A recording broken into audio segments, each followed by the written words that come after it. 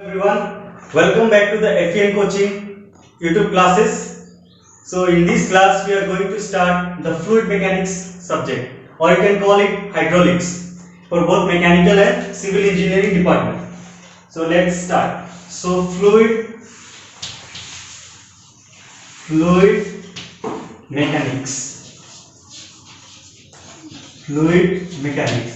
So what is fluid mechanics? For before that we have to understand what is fluid. So আমি জানিব লাগে fluid কি বস্তু.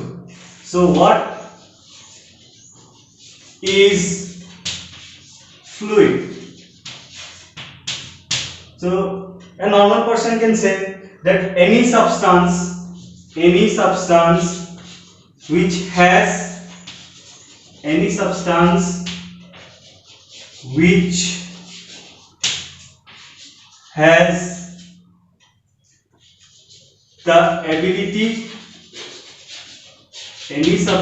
which has the ability to flow is called fluid. So fluid কি হবে? Any substance which has the ability to flow is called fluid. But technically it is not that much correct. So technically definition কি হবে? আমি technical definition to some. The fluid technical definition to কি হবে? So fluid, to be a fluid, it must satisfy three conditions. So three conditions কি হবে? First, continuously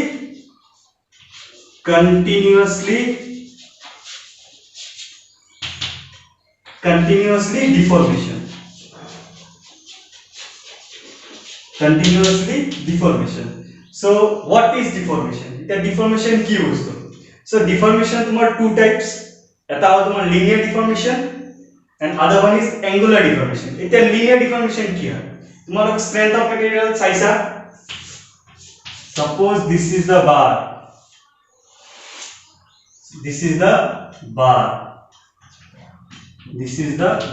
তুমি apply কি কৰিছা? P force. So along the axis তুমি যেতিয়া force লগাবা আর তারে পর যোনটো deformation হ'ব, deformation কেনেকুৱা এইটো হ'ব? তো আমি strength of material চাইছো. This is delta deformation. তো এনেকুৱা deformation আমি কি কম? Linear deformation. আৰু এটা deformation আছে তোমাৰ কি হয়? তো angular deformation. এটা angular deformation কেনেকুৱা? তো চোৱা. তো আমাৰ fixed ইয়াত আমি এটা বাৰ তাক আমি কি কৰিলো? ফিক্স কৰিছো. তাত আমি কি এপ্লাই কৰিম এতিয়া? P force. এতিয়া P force লগালে কি হ'ব? তো ডিফর্ম হ'ব. সো এনেকুৱা ডিফর্মেশনক আমি কি কম? angular deformation. এটো কেতিয়া হ'ব? angular deformation কেনেকা হ'ব তোমাৰ চোৱা. যেতিয়া ফোৰ্স আমি along the surface লগাম, সাৰফেসৰ প্যারালাল যদি আমি ফোর্স লগাম তাক কি কম? angular deformation. So normally fluids are সদায় angular deformation হ'ব. ঠিক আছে? এটো আমাৰ deformationৰ meaning. Next কি satisfy কৰিব লাগে? Continuously deformation under the action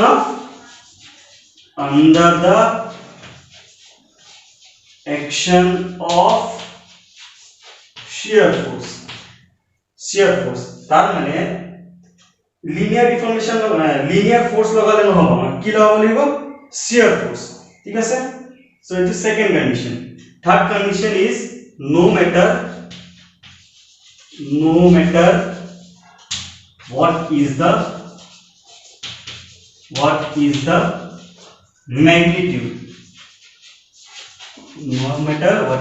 magnitude.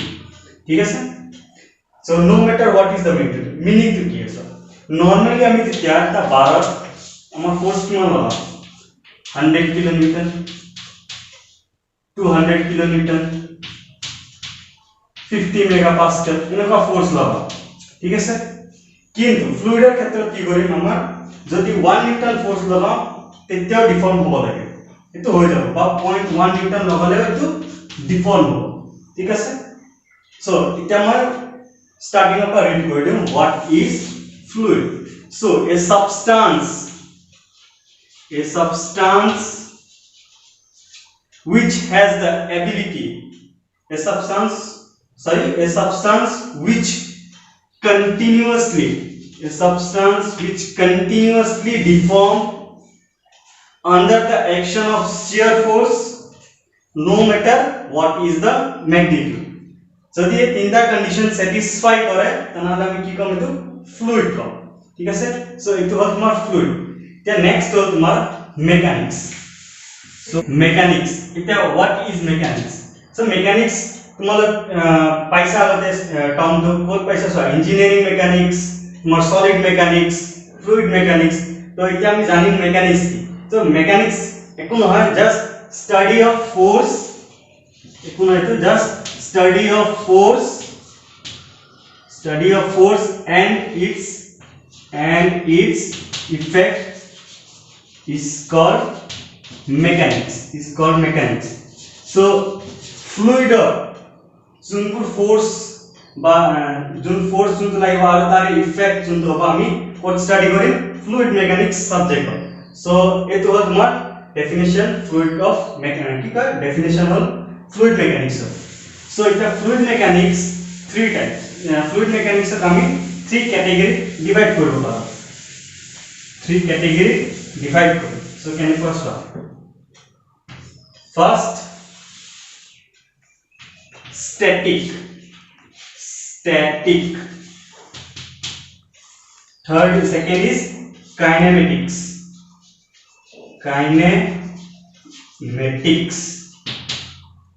and last one is dynamics। the statics means কি বস্তু মানে statics মানে কি হয়? so no motion, যেতিয়া ফ্লুইডত কোনো ধৰণৰ মোশন নাই তাক কি বুলি কম? statics, ঠিক আছে। next kinetics means এটা ফ্লুইডত কি হ'ব লাগে? মোশন থাকিব লাগে, ফ্লুইডত কি হ'ব? এটা মোশন থাকিব, বাট আমি কি মোশন থাকিব, আমি কি স্টাডি কৰিম? ভেলোসিটি, এক্সিলাৰেশন এইবিলাক স্টাডি কৰিম without considering the effect of force. তাৰ মানে আমি কাইনেমেটিক্সত আমি ফোৰ্সৰ ইফেক্ট কি কৰিম? নলম। ফোৰ্সৰ ইফেক্ট আমি কাইনেমেটিক্সত নলম। নেক্সট তোমাৰ কি হ'ল? ডাইনামিক্স। এতিয়া ডাইনামিক্সত কি আছে? ডাইনামিক্সত আমি ভেলোসিটি এক্সিলারেশনটো থাকিব, লগতে আমি কি কৰিম? ইয়াতে ফোৰ্সৰ ইফেক্ট লম, মানে ইয়াত আমি we consider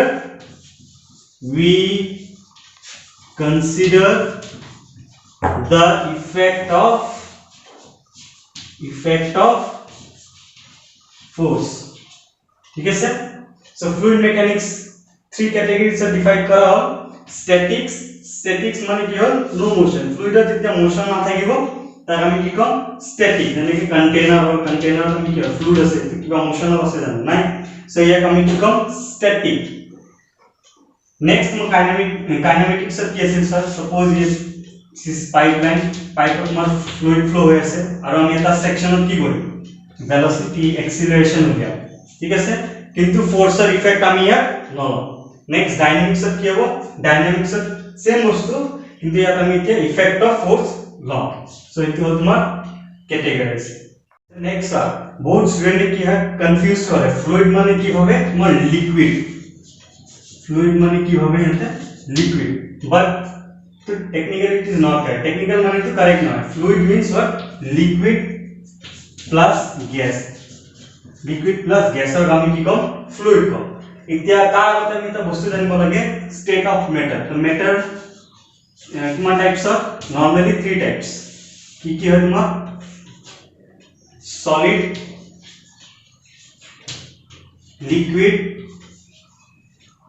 solid, liquid আৰু gas।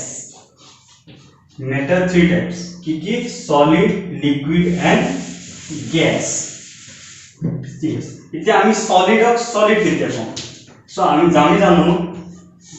আমি জানো দুটা এটম যেতিয়া ক্লোজলি প্যাকড হৈ থাকিব, তাৰ মানে যেতিয়া intermolecular force of attraction between two molecules, intermolecular force of attraction between two molecules যদি বহুত হেভি তাহলে আমি কি কম তাক সলিড তাৰপিছত তোমাৰ লিকুইড লিকুইড কেতিয়া হ'ব যেতিয়া intermolecular force of attraction between two molecules কি হ'ব সলিডতকৈ বহুত বহুত বহুত কম এতিয়া বহুত কম হ'ব তাক আমি কি কম লিকুইড নেক্সট গ্যাস তে গ্যাস কি হ'ব ইয়াত যোনটো intermolecular force of attraction between two molecules হ'ব এটো লিকুইডতকৈ বহুত বহুত কম হ'ব যদি এনেকুৱা হয় আমি কি কম তাক গ্যাস বুলি কম সো এটো হ'ল তোমাৰ state of matter solid liquid and gas next আমি কি চাম properties of fluid the properties of fluid are first হ'ল তোমাৰ density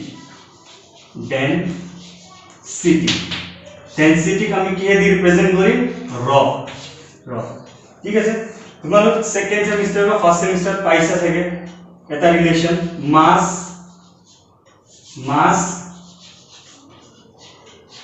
is directly proportional to volume itu relation paisa sage tumaru mass directly proportional to volume eta jodi tumi proportionality sign usaba ki hobo m equal to eta ki koi eta proportionality constant jete usam ta eta ki hoy ami ek koru constant ei constant ki hobo rho ar volume v jete tumi yak rho aru yak enike likha ete ki hob tomar ei rho to ki kam ami density so density কি হবে এটা density is equal to mass per unit volume so আমি কেনেকে define কৰিম density it is the ratio of mass per unit volume so এটা হ'ল তোমাৰ density এতিয়া density আৰু প্ৰেসাৰ টেম্পাৰেচাৰ লগত কিবা এটা ৰিলেশন আছে সেই ৰিলেশনটো চাম যেতিয়া টেম্পাৰেচাৰ আমি বঢ়াম যেতিয়া আমি টেম্পারেচার ইনক্রিজ করি ডেনসিটি কি হবে ডিক্রিজ হবে ডেনসিটি ডিক্রিজ হবে ঠিক আছে নেক্সট আমি ইয়াৰ প্ৰেসাৰৰ লগত ৰিলেশন চাম প্ৰেসাৰ যেতিয়া তুমি প্ৰেসাৰ ইনক্ৰিজ কৰিবা ডেনসিটি কি হ'ব ইনক্ৰিজ হ'ব ঠিক আছে তেনেকৈ আমি ইয়াত পাইছিলো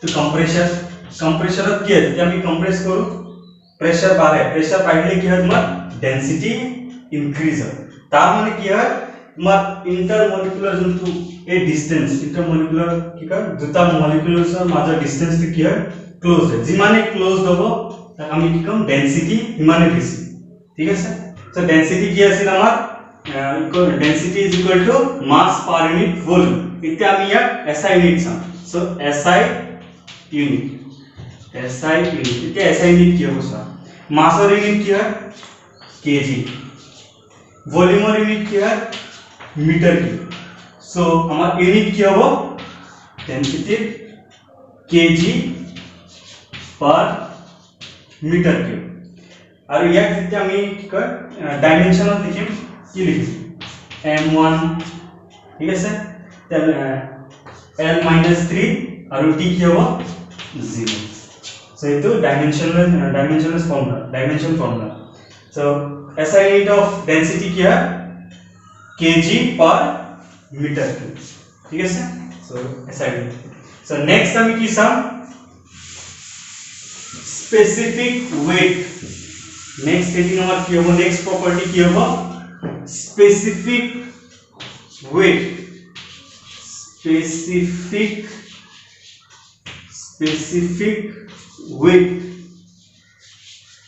क्या स्पेसिफिक वेट की है या कमी कैसे डिनोट करें गामा सो स्पेसिफिक वेट की हो weight per unit volume specific weight की है वेट पर यूनिट वॉल्यूम इतना वेट हमें की जान वेट mg वेट हम की जानो mg और वॉल्यूम मीटर क्यूब वॉल्यूम हमें क्या होगा v ठीक है सर वॉल्यूम v वेट हमारा क्या है mg volume v where m is mass mg is acceleration due to gravity और वॉल्यूम v क्या फर्दर m by v আমি কি জানো মাস পার ইউনিট ভলিউম ডেনসিটি কি জানো আমি র মাস পার ইউনিট ভলিউম কি হয় র মানে ডেনসিটি আমি ইয়ার আগতে ফার্স্ট প্রপার্টি চাইছিলো র ইনটু জি সো নিউ কি হবে rho into g so specific weight equal to আমি ডাইরেক্টলি কি লিখিম র ইনটু জি নেক্সট আমি ইয়ারে কি করব SI unit so SI unit SI unit ये SI यूनिट क्यों रॉ यूनिट क्या रॉ यूनिट क्या हो केजी पर मीटर नेक्स्ट हमारा जी यूनिट क्या है जी यूनिट मीटर पर सेकेंड स्क्वायर मीटर पर सेकेंड स्क्वायर तो यहाँ पर क्या हो तुम्हारा मीटर कैंसिल यहाँ पे आता मीटर ये तो मीटर कैंसिल हो और यहाँ पे आता मीटर कैंसिल हो सो तो क्या होगा kg meter square second square so ये तो हमारा क्या हुआ एसआई ठीक है सर ये तो एसआई क्या एक जगह में डायमेंशन देखो ये तो कहने के लिए केजी क्या हो एम लेंथ क्या हो मीटर स्क्वायर तार माने l -2 नेक्स्ट सेकेंड स्क्वायर क्या हो t टू द पावर -2 सो ये तो हमारा स्पेसिफिक वेट त्या स्पेसिफिक वेट ऑफ वाटर क्या हो स्पेसिफिक वेट ऑफ वाटर तो बोल हमारा स्पेसिफिक वेट ऑफ साइन और ये तो वाटर माने H2O लिखा हुआ W लिखा सेम थिंग H2O और W सो वाटर में हम की लिखी रॉ जी ऐसे रमन रॉ जी तो रॉ की मान वाटर में हम रॉ की मान रॉ वैल्यू हमार 1000 डेंसिटी हमार वाटर में की मान 1000 और g value 9.81 so specific weight of water की होगा 9.81 किलो न्यूटन so एक ही हमें मना रखिएगा average normally specific weight of water हमार 9.81 किलो न्यूटन जितने हमें न्यूमेरिकल्स करें ताते तो हेल्प करो ठीक है सो नेक्स्ट हमार क्या है स्पेसिफिक ग्रेविटी त्या स्पेसिफिक ग्रेविटी का हम क्या डिनोट करें small s so small s equal to क्या होगा डेंसिटी ऑफ लिक्विड जी को लिक्विड होगा so density of liquid divided by density of standard fluid क्या हम स्टैंडर्ड फ्लूइड किलो नॉर्मली हम स्टैंडर्ड फ्लूइड वाटर हो so density of standard fluid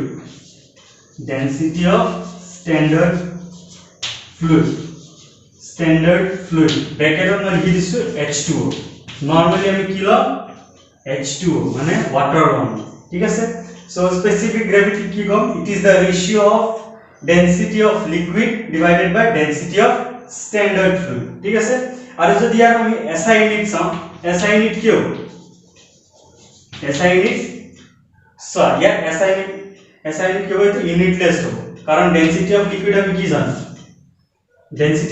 जानो kg पर मीटर क्यूब और यार की जानो kg पर मीटर क्यूब so kg पर मीटर क्यूब कैंसिल हो जाओ सो इट इज यूनिटलेस तो यार SI यूनिट ना इटू यूनिटलेस क्वांटिटी ठीक है sir so normally just for example तुम्हारा डेंसिटी ऑफ ऑयल दिया আছে सपोज डेंसिटी ऑफ ऑयल दिया আছে अराउंड तुम्हारा 800 डेंसिटी ऑफ ऑयल ना लेट्स सपोज S दिया আছে तुम्हारा कितना 0.8 सपोज S दिया আছে तुम्हारा 0.8 ঠিক আছে এতিয়া আমি density of that liquid find out করব density of liquid find out করব তো কি করব আমি নরমালি সিম্পলি এই डेंसिटी तो लिखिम 0.8 और मल्टीप्लाई किए दी कर दिम density of standard fluid. Density of standard fluid, that is water. So কি হয়ে যাবে তো 0.8 into 1000, that is 800. ঠিক আছে? So যেতিয়া আমার কোশ্চেনত স্পেসিফিক গ্র্যাভিটি দিয়া আছে, স্পেসিফিক গ্র্যাভিটি দিয়া আছে 0.8, তো আমি কি করিম ইয়ার স্পেসিফিক গ্র্যাভিটি টু আমি density of water the multiply করি, মাল্টিপ্লাই করার পিছত যোনটো রেজাল্ট পাম সেটো কি হ'ব আমাৰ ডেনসিটি অফ দ্যাট লিকুইড হৈ যাব। ঠিক আছে, আমি এটা নিউমেৰিকেল চাম। সো নিউমেৰিকেলটো মই ৰিড কৰি দিছো, তোমালোক নোট ডাউন কৰিব পাৰা। Calculate the specific weight, density and specific gravity of 1 liter of liquid which weight 7 newton. So given data আমার কি কি দিয়া আছে, weight দিয়া আছে, weight W দিয়া আছে কিমান 7 নিউটন, আৰু কি দিয়া আছে তোমাৰ স্পেসিফিক 1 লিটার অফ লিকুইড, তার মানে তোমার ভলিউম দিয়া আছে, ভলিউম কিমান দিয়া আছে 1 লিটার। এটা আমার given data. So ঠিক আছে, এটা আমার given data। তো সো এটা আমি ভলিউমক কি কৰিব লাগে, স্ট্যান্ডাৰ্ড ফৰ্মত লৈ যাব লাগে। স্ট্যান্ডাৰ্ড ফৰ্ম মানে মিটাৰ কিউবত লৈ যাব লাগে। সো তাৰ আগতে আমি এটা ৰিলেশন জানিব লাগিব, লিটাৰ আৰু মিটাৰ কিউবৰ মাজত এটা ৰিলেশন। সো আমি কি জানো 1 metre cube is equal to 1000 liter, equal to 1000 liter। তো আমার একটা স্ট্যান্ডার্ড রিলেশন। ঠিক আছে, এটা 1 লিটার ফ্লুইড দিয়া আছে তোমার। সো ইয়াত আমি কি লিখিম 1 লিটার কিমান হ'ব, 1 litre is equal to 1 by 1000 metre. So আমার ভলিউম কিমান 10 to the power -3 metre cube আমার এটো ভলিউম। এতিয়া ফার্স্ট আমি কি ফাইন্ড আউট করব লাগে, specific weight. Specific weight first আমি কি ফাইন্ড আউট করব লাগে, স্পেসিফিক ওয়েট। স্পেসিফিক ওয়েট, তে স্পেসিফিক ওয়েটের রিলেশন কি আছে, gamma equal to weight density, that is mg per unit volume. আমি কি জানো mg per unit volume, mg কে আমি নরমালি কি লিখো w পার ইউনিট ভলিউম। তে w কিমান দিয়া আছে তোমার 7 newton, 7 newton. Next volume is কিমান 10 to the power -3। ফার্দার আমি যদি লিখো কি লিখি 7 into 10 to the power 3 Newton. ঠিক আছে, 7 into 10 to the power 3 Newton per meter cube। क्या 7 into 10 to the power 3 newton per metre cube. So हमारे तुला स्पेसिफिक वेट। नेक्स्ट हम की फाइंड आउट करबो लागे डेंसिटी। सो डेंसिटी हम की जानो, next is density level. Second हम की लियम डेंसिटी, डेंसिटी रॉ। तो डेंसिटी हम की जानो मास पर unit volume.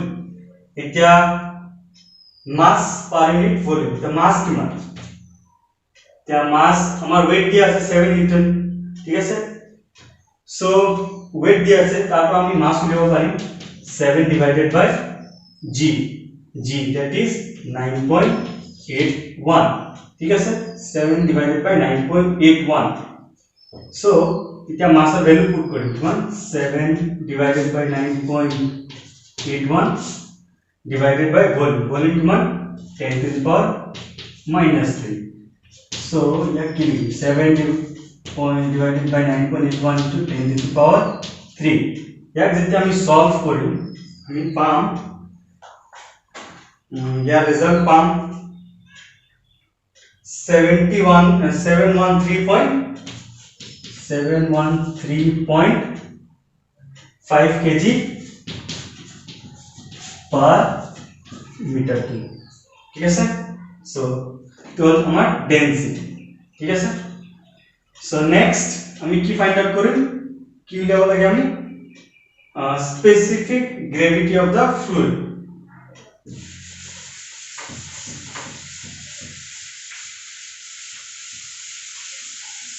Next, specific gravity. Next is specific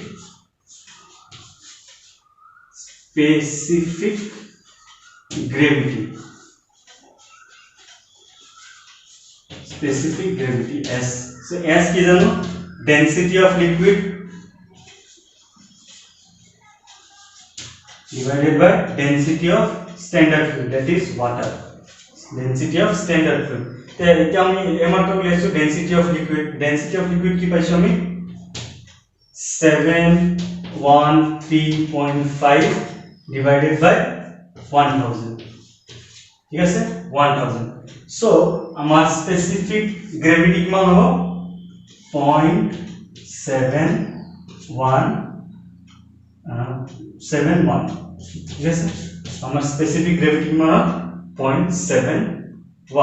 so আজিৰ কাৰণে ইমানে, বাকিখিনি আমি নেক্সট ক্লাছত চাম. কিবা যদি ডাউট থাকে তোমালোকে কমেন্ট সেকশনত মেনশন কৰিব পাৰা. তো থ্যাংক ইউ.